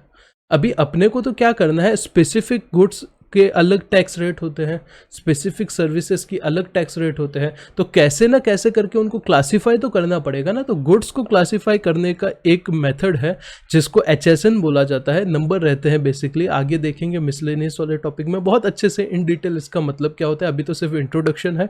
हार्मोनाइज सिस्टम ऑफ नॉमेनक्लेचर, जो कि नंबर्स होते हैं वो यूज होते हैं किसके लिए? गुड्स को क्लासीफाई करने के लिए, और सर्विस को क्लासीफाई करने के लिए SSC नंबर बेसिकली होते हैं। A new scheme of classification of services has been devised where in the services of various description have been classified under various section, heading and groups. Each group consist of various service codes. क्या code होते हैं, क्या नहीं होते हैं, ये miscellaneous में आगे बताऊंगा, यहाँ पे सिर्फ इंट्रोडक्शन दिया हुआ है। गुड्स को क्लासिफिकेशन के लिए HSN नंबर यूज होता है, सर्विसेज के लिए SSC होता है बेसिकली। ठीक है, ठीक है सर। अभी यहाँ पे इंटर स्टेट और इंट्रा स्टेट सप्लाई को थोड़ा सा और इन डिटेल समझाया गया है सेक्शन 7 के थ्रू। सेक्शन 7 बहुत बड़ा है, सेक्शन 7 के लिए मैं 2 लेक्चर लूंगा, 2 से भी ज़्यादा ले सकता हूँ। पर सेक्शन 7 का कुछ पार्ट यहाँ पे बताया है कि इंटर स्टेट सप्लाई का मतलब क्या होता है और इंट्रा स्टेट सप्लाई का मतलब क्या होता है। तो चलो वो देखते हैं। और यूटिलाइजेशन ऑफ क्रेडिट जो कि लास्ट कंसेप्ट होगा, वहाँ पे ये आपका चैप्टर 1 का overview of GST, introduction to GST क्या हो जाएगा, समाप्त हो जाएगा। फिर अपन पूरा रिवीजन कर लेंगे और फिर मॉड्यूल पे जाके थोड़ा सा क्वेश्चंस वगैरह प्रैक्टिस करेंगे, तो अपना चैप्टर 1 मतलब 3 लेक्चर में आराम से हो जाएगा। ठीक है, हाँ सर। तो सबसे पहले इंटरस्टेट सप्लाई के ऊपर आते हैं। मैंने आपको इंटरस्टेट का क्या मतलब बताया, इंटरकास्ट मैरिज का एग्जांपल बताया था, वो फर्स्ट स्टेप था आपको ये एक्सप्लेन करने का। अभी सेकंड स्टेप पे थोड़ा सा और मैं आपको इन डिटेल लेके जाना चाहूँगा, और उसके बाद थर्ड स्टेप में और ज़्यादा इन डिटेल लेके जाऊँगा। वो प्लेस ऑफ सप्लाई जब चैप्टर करवाऊंगा ना, या IGST एक्ट वाला जब चैप्टर कराऊंगा, तभी और इन डिटेल बताऊंगा कि क्या मतलब होता है इंटरस्टेट इंट्रास्टेट का। करेक्ट। तो सबसे पहले मैं यहाँ पे लिख देता हूँ interstate supply, intrastate supply. 2 term समझने जरूरी है, LOS और POS। LOS का मतलब क्या होता है? Location of supplier. POS का मतलब क्या होता है? Place of supply. 2 टर्म है। LOS का मतलब है लोकेशन ऑफ सप्लायर, POS का मतलब है प्लेस ऑफ सप्लाई। इतना क्लियर है। इंटरस्टेट सप्लाई कब बनेगा पता है? If location of supplier and place of supply is in different state और डिफरेंट यूनियन टेरिटरी और with in 1 state and 1 union territory.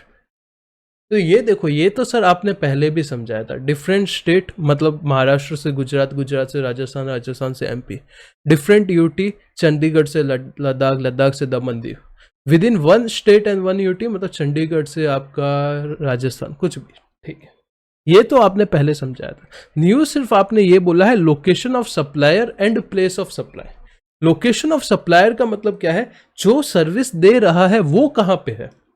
जब हम प्लेस ऑफ सप्लाई करके एक चैप्टर है उसमें अलग अलग कंडीशंस दी हुई है कि लोकेशन ऑफ सप्लायर क्या माना जाएगा, पर अभी के लिए फर्स्ट चैप्टर के लिए सिर्फ इतना समझो कि लोकेशन ऑफ सप्लायर का मतलब क्या है। लोकेशन ऑफ सप्लायर का मतलब है कि आपका सप्लाई जो कर रहा है, समझो मैं टीचिंग दे रहा हूँ, मैं सप्लायर हूँ, आप रेसिपिएंट हो, आप टीचिंग ले रहे हो, तो मेरा लोकेशन क्या है, मुंबई महाराष्ट्र है, तो लोकेशन ऑफ सप्लायर क्या होगा, महाराष्ट्र होगा।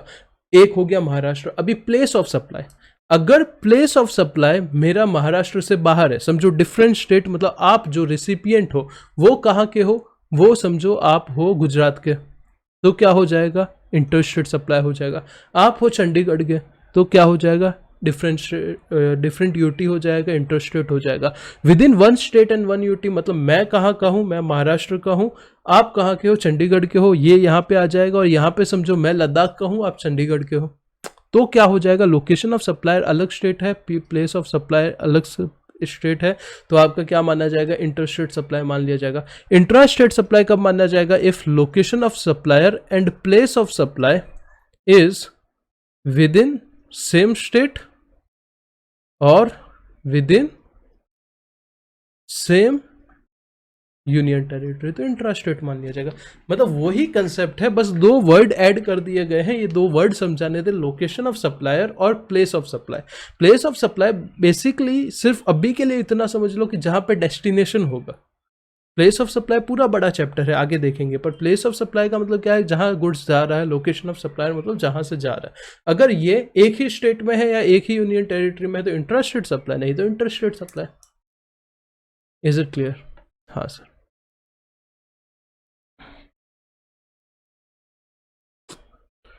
तो interstate supply of goods and services will be treated as interstate supply where location of supply and place of supply are in two different state, different UT और state और in UT।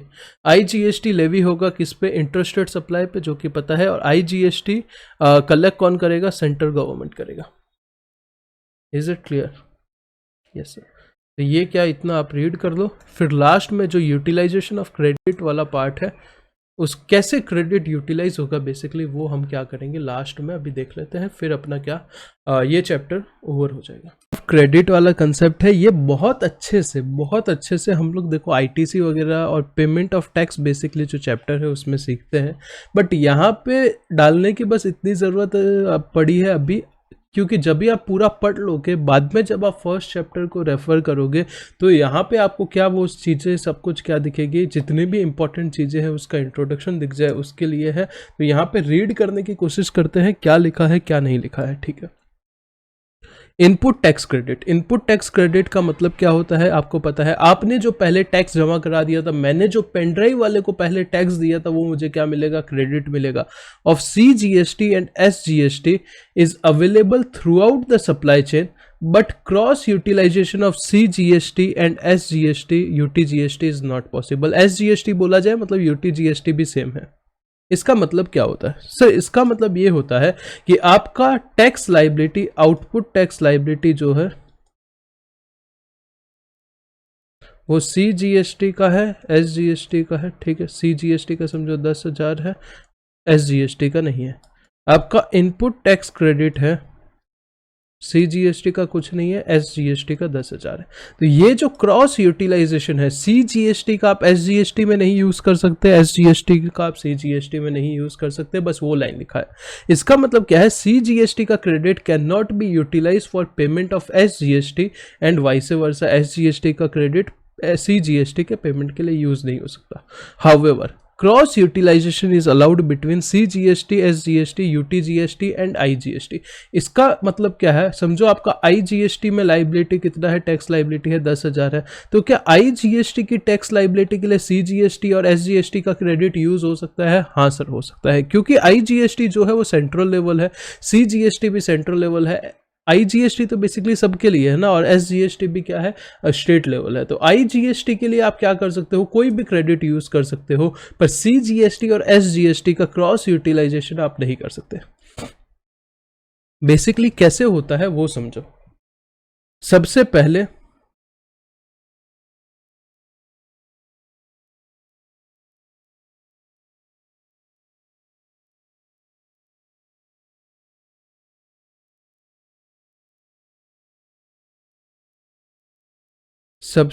आपको क्या लेना पड़ता है पता है, IGST का क्रेडिट लेना पड़ता है। उसको क्या करना पड़ता है, खत्म करना पड़ता है। किसके सामने भी करो, सबसे पहले IGST के सामने करो, बच जाए तो CS के सामने करो, बाद में CGST और SGST दोनों ले सकते हो, और किसको भी ले सकते हो, मतलब जो आपके लिए बेनिफिशियल है उस हिसाब से ले लो। अभी जस्ट इंट्रोडक्शन के लिए बताया है ये, अभी मैंने कुछ ऐसा महान कंसेप्ट बताया नहीं है। क्वेश्चन जब आगे करेंगे इसके बाद ये जितना छोटा पार्ट बताया है उसके रिलेटेड कुछ प्रैक्टिकल एग्जाम्पल्स भी मैं आपको कराऊंगा, तो थोड़ा बहुत समझाऊंगा। अभी ये सब पूरा नहीं समझाना है, क्योंकि इसके लिए प्रॉपर चैप्टर्स है। करेक्ट है, जैसे अपन इनकम टैक्स में करते थे ना, सेट ऑफ, क्लबिंग वगैरह, PGBP में एडजस्टमेंट आते थे, पर उनके लिए क्या होता था, सेपरेट चैप्टर होता था। करेक्ट है, तो वो चैप्टर में हम क्या करते हैं बहुत अच्छे से समझ सकते हैं। तो पेमेंट ऑफ टैक्स में बेसिकली अपने को वही समझना है। तो यहाँ पे हमारा बेसिकली मोटा मोटी इंपॉर्टेंट पार्ट जितना भी चैप्टर 1 इंट्रोडक्शन के रिलेटेड था वो यहाँ पे मैंने ख़त्म करने की ट्राई की है। कंसेप्ट्स आपको सब समझाने की ट्राई की है। लगभग 3.5-4 घंटे का टाइम मैंने लिया है, जिसमें ये सब क्या होता है एक बार फटाफट देख लेते हैं। लास्ट में मैंने क्या अभी तक बताया है। डायरेक्ट टैक्स जो होता है वो लेवी होगा। लेवी का मतलब समझे? हाँ सर, लेवी का मतलब चार्ज। किसके ऊपर? जो इनकम अर्न करता है उसके ऊपर ही चार्ज होगा। पर indirect tax goods and services के ऊपर चार्ज होगा। DT प्रोग्रेसिव होगा, IDT रिग्रेसिव होगा। DT में बर्डन शिफ्ट नहीं कर सकते, उसके बाद खुद के ऊपर ही बर्डन रहेगा, पर IDT में आप बर्डन शिफ्ट कर सकते हो। ये जब आपके हाथ में इनकम आ जाएगा उसके बाद टैक्स लगेगा। DT IDT उससे पहले ही लग जाएगा। फीचर्स की बात की, सबसे इंपॉर्टेंट सोर्स रेवेन्यू है, क्योंकि हर कोई देता है। कमोडिटी और सर्विस, गुड्स या सर्विस पे टैक्स लगता है। बर्डन शिफ्ट किया जा सकता है। डायरेक्ट पिंच इसमें नहीं पता चलता, डायरेक्ट टैक्स में पता चलता है। इन्फ्लेशनरी होता है क्योंकि कॉस्ट बढ़ जाता है। वाइडर टैक्स बेस है, हर कोई देता है। सोशल वेलफेयर को प्रमोट करता है। कैसे प्रमोट करता है सर ये सोशल वेलफेयर को? क्योंकि वो सिन प्रोडक्ट वगैरह पे ज़्यादा टैक्स लगता है। रिग्रेसिव होता है। कंसेप्ट ऑफ GST की बात करें तो कंसेप्ट क्या है? सबसे पहला ये एक वैल्यू एडेड टैक्स है, वैट है। किसके ऊपर लगता है? सप्लाई के ऊपर लगता है। Continuous chain flow, smooth flow of credit देता है। तीसरा, फाइनल कंज्यूमर को ही पूरा बर्डन लेना पड़ता है और नो कैस्केडिंग इफेक्ट होता है यहाँ पे, क्योंकि क्रेडिट मिल जाता है। ये वाला एग्जांपल इंपॉर्टेंट है, समझना है क्रेडिट सिस्टम, तो यहाँ से बहुत अच्छे से आप समझ सकते हो। मैंने समझाया था। पुराने में क्या शॉर्टकमिंग था? वैट के अलावा कोई भी लोकल क्रेडिट नहीं मिलता था। CST का क्रेडिट नहीं मिलता था। एक्साइज ड्यूटी के ऊपर वैट लगता था। करेक्ट है। कुछ गुड्स या सर्विसेज पे वैट और सर्विस टैक्स दोनों लगते थे और दोनों गुड्स या सर्विसेज माने जाते थे। मैन्युफैक्चरिंग स्टेट खत्म होने के बाद आपका क्या साइनवेट नहीं मिलता था। पहले डायरेक्ट टैक्स का क्या इनडायरेक्ट टैक्स का क्या स्ट्रक्चर था सर? गुड्स मैन्युफैक्चर करते हो तो एक्साइज लगेगा, बेचोगे तो CST या वैट लगेगा, सर्विसेज लोगे तो सर्विस टैक्स लगेगा, इंपोर्ट एक्सपोर्ट करोगे तो कस्टम लगेगा, लग्जरी टैक्स लगेगा, बैटिंग गैम्बलिंग टैक्स लगेगा, ऑक्ट्रॉय और स्टैम्प ड्यूटी तो अभी भी है। फिर सेंट्रल टैक्स से क्या चीज़ें मर्ज हुई, स्टेट टैक्स से क्या चीज़ें मर्ज हुई? तो सेंट्रल से देखो एक्साइज ए वाला और एक्साइज ए वाला मर्ज हुआ। कस्टम से CVD और स्पेशल CVD मर्ज हुआ। सर्विस टैक्स मर्ज हुआ। CST मर्ज हुआ और उसके ऊपर के सरचार्ज और सेस मर्ज हुए। यहाँ पे एक इंपॉर्टेंट चीज़ बताता हूँ, डिफरेंस बिटवीन सरचार्ज और सेस। सरचार्ज जो होता है वो इनकम पे लगता है। सेस जो होता है वो टैक्स के ऊपर लगता है। सरचार्ज जो होता है वो किसके ऊपर लगता है? इनकम के ऊपर लगता है। सेस जो होता है वो किसके ऊपर लगता है? टैक्स के ऊपर लगता है। सेस जो होता है वो स्पेसिफिक पर्पस के लिए ही यूज होता है। जैसे इनकम टैक्स में हेल्थ एंड एजुकेशन सेस है, वो सिर्फ हेल्थ या एजुकेशन पे यूज होगा। सरचार्ज जो है किसी भी पर्पस के लिए यूज कर सकते हो। नॉर्मल गवर्नमेंट का जैसा पैसा है वैसा यूज कर सकते हो। ये जस्ट सरचार्ज और सेस दिखा तो मैं बोला बता देता हूँ। फिर स्टेट टैक्स की बात करते हैं तो स्टेट सरचार्ज, जो भी सरचार्ज सेस है वो भी मर्ज हुआ, एंटरटेनमेंट टैक्स मर्ज हुआ, पर लोकल बॉडी वाला एंटरटेनमेंट टैक्स नहीं मर्ज हुआ है। लॉटरी, बैटिंग, गैम्बलिंग के ऊपर टैक्स जो भी लगता है वो मर्ज हो चुका है। एंट्री टैक्स मर्ज हो चुका है, परचेस टैक्स मर्ज हो चुका है, वैट मर्ज हो चुका है, लग्जरी और एडवर्टीजमेंट के ऊपर टैक्स मर्ज हो चुका है। जीएसटी के अंदर क्या है, जीएसटी के बाहर क्या है, तो सबसे पहले अल्कोहल कभी भी जीएसटी में नहीं आ सकता, ह्यूमन कंजम्पशन वाला, उसके लिए कॉन्स्टिट्यूशन को अमेंड करना पड़ेगा। 5 पेट्रोलियम प्रोडक्ट आ सकते हैं, कब आएंगे, जब जीएसटी काउंसिल बताएगी। Entertainment tax for local body अभी तक नहीं है। टोबैको के ऊपर जीएसटी भी लगता है, एक्साइज भी लगता है। कौन से टैक्स सब्ज्यूम नहीं हुए हैं, तो सबसे पहले बेसिक कस्टम ड्यूटी नहीं हुआ है, पेट्रोल पे और अल्कोहल का एक्साइज नहीं हुआ है सब्ज्यूम, इलेक्ट्रिसिटी ड्यूटी अभी तक सब्ज्यूम नहीं हुआ है, और प्रॉपर्टी टैक्स और स्टैम्प ड्यूटी क्या नहीं हुआ है, सब्ज्यूम नहीं हुआ है। जो पहले से वैट सिस्टम चला आ रहा था उसमें डेफिशिएंसी क्या था भाई, सेट ऑफ में बहुत सारे क्रेडिट देने में तकलीफ था, टैक्स और रेट अलग अलग बहुत तरीके की थी, जिसकी वजह से क्या होता था, तकलीफ होता था, डबल टैक्सेशन होता था और कंप्लायंस कॉस्ट बढ़ जाता था। कॉन्स्टिट्यूशन में क्या प्रोविजन है, तो सबसे पहले आर्टिकल 265 क्या बोलता है भाई, कोई भी टैक्स नहीं लगा सकता अनलेस उसके पास अथॉरिटी हो कानून में। तो सर अथॉरिटी कहाँ पे दी गई है, तो अथॉरिटी दी गई है आर्टिकल 245 में, जो बोलता है सेंट्रल लेवल पे पार्लियामेंट, स्टेट लेवल पे state legislature. Sir power parliament को और स्टेट लेजिस्लेचर को दिया हुआ है वो ठीक है, पर कौन सा पावर दिया है, तो 7 शेड्यूल का आर्टिकल 246 बोलता है 3 लिस्ट दी है, पर तीनों लिस्ट में वो नहीं आ सकता था जीएसटी, जिसकी वजह से कॉन्स्टिट्यूशन को अमेंड किया गया, आर्टिकल 246A नया लेके आया गया। यहाँ तक क्लियर है? हाँ जी सर क्लियर है।